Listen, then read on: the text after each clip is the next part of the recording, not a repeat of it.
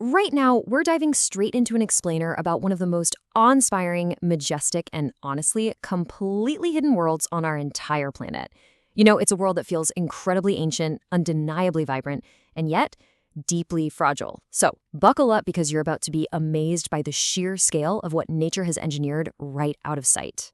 When we think about massive, sprawling cities, what comes to mind? Probably steel, concrete, glass, right? Stuff built by human hands. But right beneath the surface of the ocean, there are these vast, ancient cities that humans had absolutely nothing to do with. We're talking about sprawling metropolises, teeming with traffic, commerce, and crazy architecture, all engineered by something entirely different. To really wrap our heads around this massive kingdom, we've got to start with its absolute smallest element. Meet the foundational architect of these underwater cities, the coral polyp. Now, these are tiny, delicate animals. They're almost translucent and practically invisible. But man, are they industrious. They continuously pull calcium straight out of the seawater to meticulously build a hard shell around themselves. These tiny little builders construct the whole reef, grain by grain, generation after generation. And what's absolutely mind-boggling here is the sheer contrast in scale. You have a creature literally smaller than a single grain of rice creating these massive sprawling structures. Because coral grows so incredibly slowly, we're talking maybe 1 single centimeter a year. When you look at a vast reef, you are looking at something older than recorded history. Some of these structures are over 10,000 years old. I mean, they were standing long before the pyramids were even a thought. A reef isn't just a random pile of rocks and color either. It's actually highly structured into distinct districts. Think of the shallows as the marketplace. It's brightly lit, super crowded, and loud with constant movement. Then you have the middle reef, which is essentially the city center, where towering coral formations rise up, exactly like skyscrapers packed with dense active life. And finally, there's the deep reef edge. This is the frontier. Down here, the coral stretches flat and wide, just to catch the fading light. It's this dark, uncharted border between the known world and the lost one. And every single creature in this kingdom has a highly specific job to keep the city running smoothly. Take the parrotfish, for example. It actually eats the coral and processes it. So that beautiful white sand between your toes on your last tropical beach vacation, yeah, that was literally produced by a parrotfish. Then we have the cleaner wrasse, these tiny fish that run a sort of underwater barbershop, fearlessly picking parasites right off the teeth and gills of waiting sharks. Oh, and of course, the octopus. It's this creature of pure intelligence, just always watching, always planning from the shadows of the city. This whole ecosystem is driven by absolute alien extremes. Think about it. We humans navigate the world with just 3 types of color receptors. But the mantis shrimp, it has 16. It sees a spectrum of color we literally cannot even begin to comprehend. And to add to its resume, this little creature, which is roughly the size of your hand, can punch with the literal force of a bullet. It's just a prime example of the incredible evolutionary leaps that happen within these reef walls. Now, science has spent decades mapping out the great famous coral kingdoms of the world. We all know about the Great Barrier Reef in Australia, the Mesoamerican Reef in the Caribbean, and that incredibly diverse coral triangle over in Southeast Asia. We really thought we had a pretty solid map of where these ancient cities were located. But in recent years, an absolutely astonishing discovery completely flipped our understanding of the ocean's map. Enter the mesophotic reefs. These are the deep, twilight coral kingdoms. They sit entirely in this forgotten middle zone, somewhere between 30 and 150 meters below the surface. Historically, science kind of just skipped over this zone. It's too deep for your regular scuba diving, but people considered it too shallow to bother with million-dollar deep-sea submarines.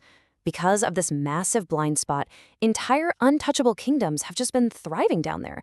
They have never felt a boat anchor, never been photographed, and never even seen a human hand.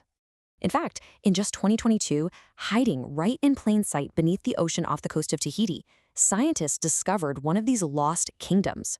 We're talking about a pristine, 3-kilometer-long coral reef situated at depths of 30 to 65 meters. It's completely untouched, in absolute perfect condition, and until just a couple of years ago, literally nobody knew it was there. It's such a wild reminder of how much of our own planet still remains completely undiscovered. But we do have to shift our focus to a stark and honestly very sobering reality that threatens both the known and these newly discovered kingdoms. This is the biological tragedy of coral bleaching, and it happens incredibly quickly. Step 1. The ocean warms by just 1 or 2 degrees above its normal temperature. Step 2. The polyps become highly stressed and actually expel the tiny colorful algae that live inside them. And step 3. Well, because that algae provides the coral's color and, more importantly, its food, the coral turns bone white and slowly starves. Without intervention, it simply dies. And the data here is really tough to swallow. In just the last 50 years, we have lost exactly half of the world's coral reefs. 50%, just gone. So the concept of the lost coral kingdom isn't just some poetic title for a nature show. For half of the reefs on our planet, it's a devastating documented reality. Let's put that into perspective for a second. It takes 10,000 years to build this kingdom. Grain by grain, polyp by polyp, these tiny creatures built an ecosystem older than human writing. And yet, it took just 50 years of rapid ocean warming to destroy half of it. The sheer contrast between the immense time it took to build and the terrifying speed of its destruction brings us directly to today. We are in a critical closing window to intervene. But here's the absolutely incredible thing that the ocean is teaching scientists right now. Coral wants to live. It is remarkably resilient. If we give it even half a chance, by providing cleaner water and cooler temperatures, coral actually comes back. Nature has this unbelievable capacity to heal itself if we just stop actively harming it and give it the conditions it desperately needs to thrive once again. And the scientific community isn't just sitting around. They're taking actionable real-world steps right now. All around the globe, scientists are literally farming coral in protected underwater nurseries. Once they're strong enough, these fragments are patiently, manually planted directly onto damaged reefs. And the amazing part, it works. It's a slow process and it requires immense patience, which perfectly mirrors the way the reef was built in the first place. But those vibrant colors bloom again, the fish return, and the whole ecosystem actually revives. Now, if you're wondering why this mammoth effort is so absolutely crucial, the numbers are staggering.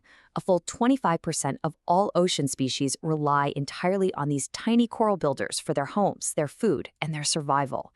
Even though coral reefs take up a tiny fraction of the ocean floor, they are the structural backbone that supports a quarter of marine life. Basically, if the city falls, its citizens fall with it. Which brings us to the ultimate question we really have to ask ourselves.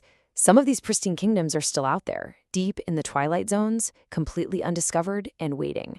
But the ones we've damaged, well, they're waiting too. Built over millennia by creatures smaller than a grain of rice, this is without a doubt one of the greatest lost worlds our planet has ever made. The coral wants to live. So the question is, will we give them the chance to come back?